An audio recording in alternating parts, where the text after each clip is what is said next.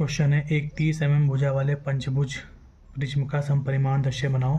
इसकी ऊंचाई 60 mm है। वह प्रिज्म का तल क्षैतिज है और प्रिज्म का तल क्षैतिज अवस्था में दे रखा है, यानी इसका जो एक्सिस होगी, जो प्रिज्म की जो पंचभुजा का प्रिज्म है उसकी जो एक्सिस होगी वो ऊर्ध्वाधर होगी, यानी ये अपने आधार पर एचपी में सीधा खड़ा होगा। यानी ये जब सीधा खड़ा होता है तब इसकी तल क्षैतिज होता है और इसका जो अक्ष होती है वो ऊर्ध्वाधर होती है।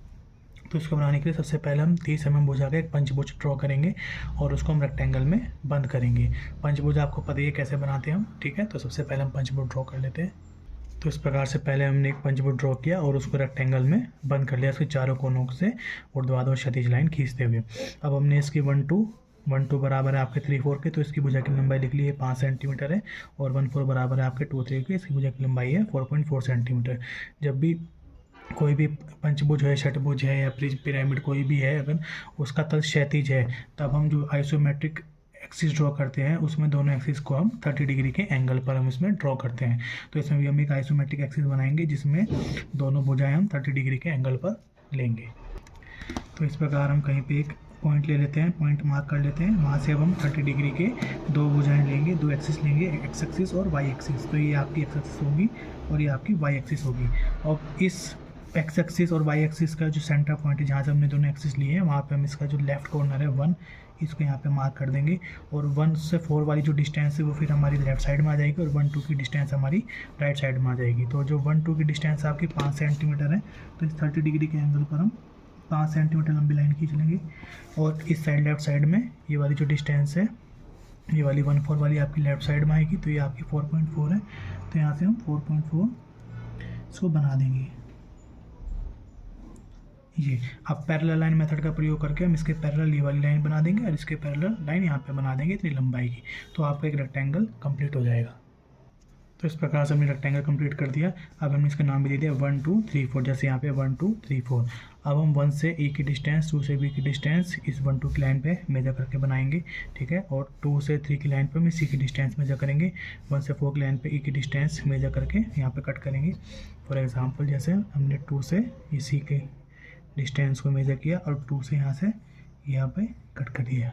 1 से हमने ई की डिस्टेंस को मेजर किया और 1 पॉइंट से हमने डिस्टेंस पे कट किया।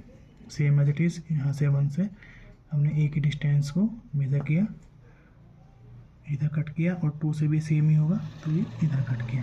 सेम एज इट इज़ 4 से हमने ये डी की डिस्टेंस को मेजर किया और 4 से इधर कट किया। अभी आपके 5 पॉइंट आ गए हैं, इनको नाम दे देंगे हम। ये आपका डी है, ये आपका ई है, ये सी है, ये ए एंड ये बी। तो इनको आपस में हम ज्वाइन करा देंगे।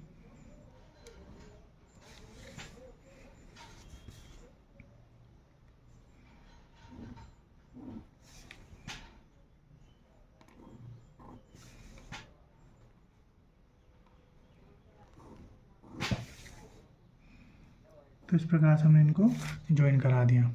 और अब हम 1 2 3 4 से जो इसकी ऊंचाई है 60 mm, सभी पॉइंटों से हम 60 mm सीधा वर्टिकल उठाएंगे।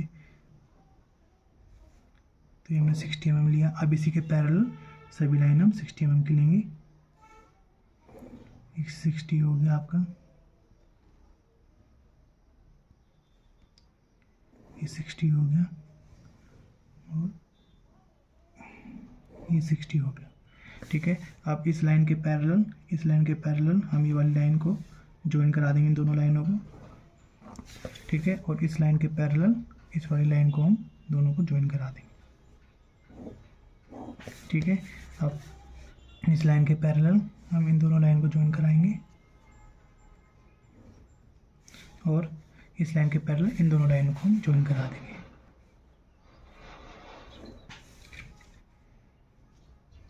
तो इस प्रकार से सेम ही आपका ये जो नीचे वाला रेक्टेंगल था सेम आपका बन जाता है। तो इसको हम नाम दे देंगे डैश में। अब 4 डैश हो गए, ये 3 डैश, ये 2 डैश और ये 1 डैश। अब जैसे हमने नीचे ये पेंटागन प्लॉट किया था सेम एज इट इज़ हम इसके अंदर बनाएंगे, वही डिस्टेंस मेजर करके इन सभी को मार्क करेंगे और इनको भी अब आपस में ज्वाइन करा देंगे।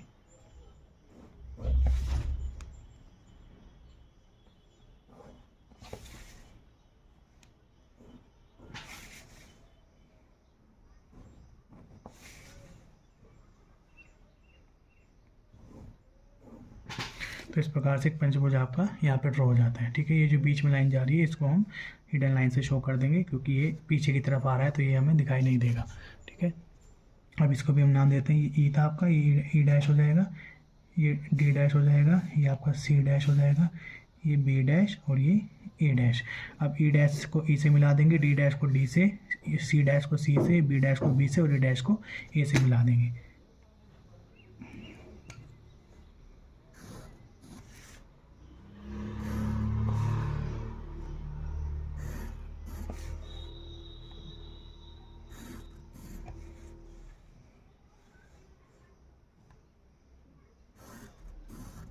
तो इस प्रकार से ये सभी पॉइंट हमने आपस में ज्वाइन करा दिए।